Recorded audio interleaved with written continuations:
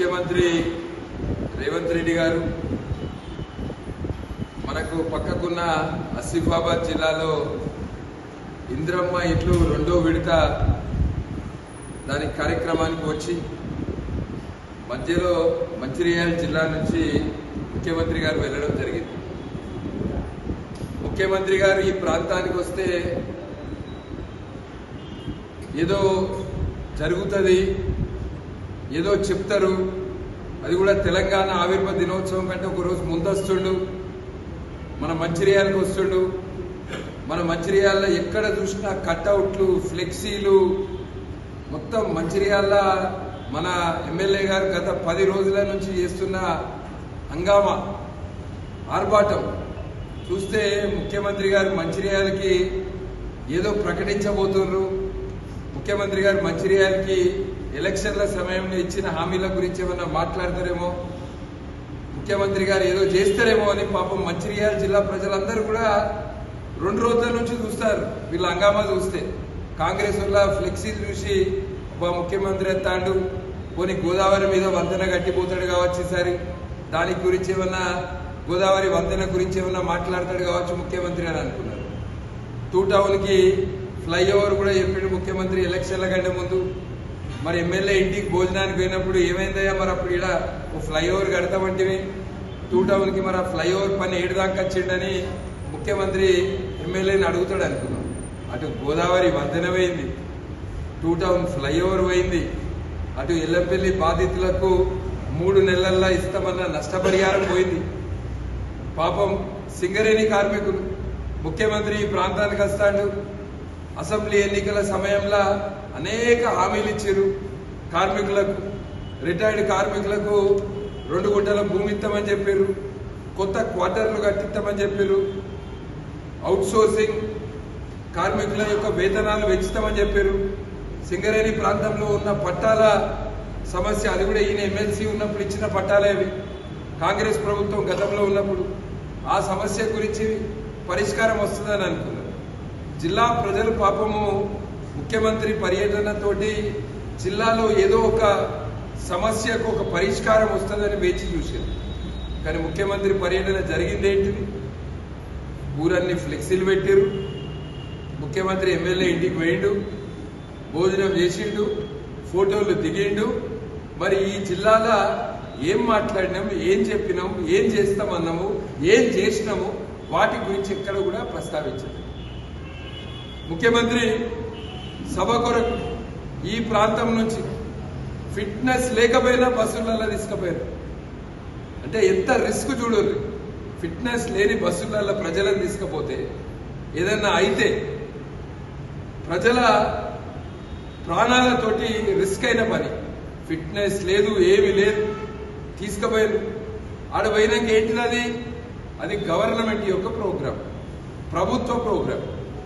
ప్రభుత్వ ప్రోగ్రాంలో బీజేపీడు, టీఆర్ఎస్ ఓడు, మా కేంద్ర మంత్రి కిషన్ రెడ్డి గారు, ఇది వీళ్ళు అక్కడ ప్రభుత్వ ప్రోగ్రాంలో వేసినాయి. ఇవి ముఖ్యమంత్రి గారు మాట్లాడుతూ వడ్ల గురించి మాట్లాడుతూ కేంద్ర ప్రభుత్వం కొనకపోతే వడ్లు తీసుకుపోయి కేంద్ర మంత్రి కిషన్ రెడ్డి గారి ఇంటి ముంగట పోసేస్తామంటారు.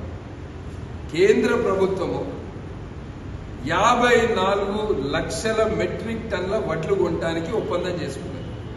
రాష్ట్ర ప్రభుత్వం యొక్క బాధ్యత ఏంది? ఒక మిడిల్ మ్యాన్ లాగా, ఒక మధ్యవర్తి లాగా, ఒక ఏజెన్సీ లాగా ప్రొక్యూర్మెంట్ చేయాల్సిన బాధ్యత రాష్ట్ర ప్రభుత్వాన్ని.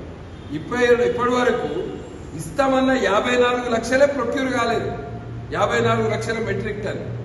కానీ ఇప్పుడే కేంద్ర ప్రభుత్వం గురించి మాట్లాడతారు.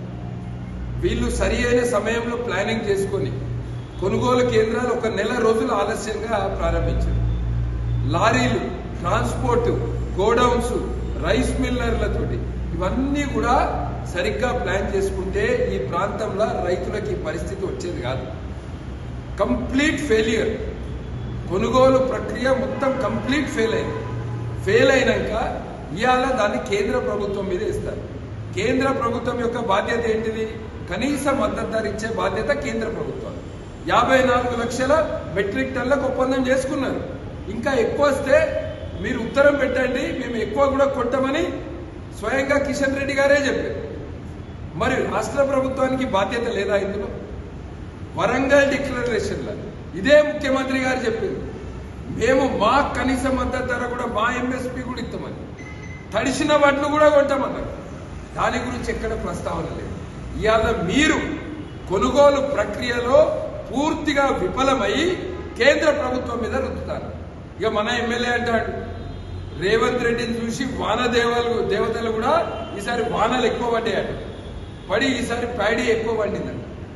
ఇక్కడ జరిగిందంతా కేవలం కాంగ్రెస్ పార్టీ నాయకులు రైస్ మిల్లర్లతోటి కుమ్మక్కై కొనుగోలు ప్రక్రియను ఆలస్యం చేసి వర్షం వస్తే రైతులు భయపడి 4 కిలోలు 5 కిలోలు కట్టింగ్ పెట్టినా ఒప్పుకుంటారనే ఉద్దేశంతో దీన్ని కావాలని ఆలస్యం చేసింది.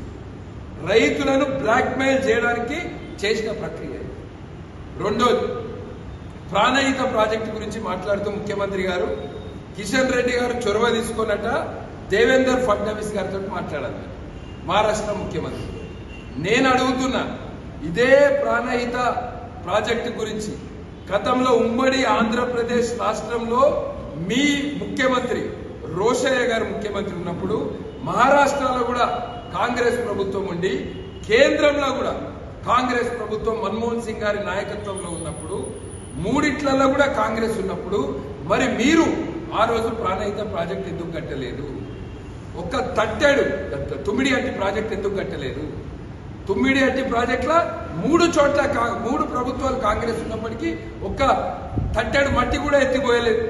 ఇవాళ మాటికి అన్నింటికీ కేంద్ర ప్రభుత్వం మీద రుద్దుడు అలవాటైంది మీకు.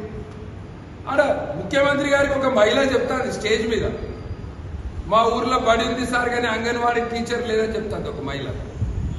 తాగుతానికి నీళ్లు లేవు సార్ అని చెప్తాడు. ఇది ఇలాగ అర్థమైతే లేదు. ఇక మన ఎమ్మెల్యే చెప్తాడు, లేచి గట్టిగా సప్పట్లు కొట్టుర్రి అంటాడు. ఒక్కడు కొడతలేడు, వాళ్ళకి అర్థమైతే లేదు. సగం అయిపోయిందిరా బాబు అని ఈయన గొంతంతా పెద్దగా వేసుకొని కొట్టుర్రి అంటే కూడా ఒక్కడు కొడతలేడు. ఏమంటాడు మన ఎమ్మెల్యే? 80% గ్యారంటీలు ఇప్పటికే అమలైనాయంట. ఇది లిస్టు గ్యారంటీలు. ఈ గ్యారంటీల లిస్ట్ ఇది కాంగ్రెస్ మేనిఫెస్టోలో ఉన్న 6 గ్యారంటీల లిస్ట్ ఇది. ఈ లిస్టులో మహాలక్ష్మి పథకం 2500 మహిళలకు ఇస్తామన్నారు, కాలేదు. ఉచిత బస్సు అయింది. ఎల్పిజి సిలిండర్ 500 కాలేదు. 15,000 ఎకరానికి రైతు భరోసా కాలే. 2 లక్షల రుణమాఫీ కాలే. 15,000 కౌలు రైతులకు కాలే. 12,000 కూలి రైతులకు కాలే. 500 రూపాయలు బోనస్ కాలే. యువ వికాసం నిరుద్యోగ భృతి యువకులకు 4,000 కాలే. విద్యా భరోసా కార్డు 5 లక్షలు కాలే. ప్రతి మండలంలో ఇంటర్నేషనల్ స్కూల్ ప్రతి మండలంలో ఇలా రాసున్నారు.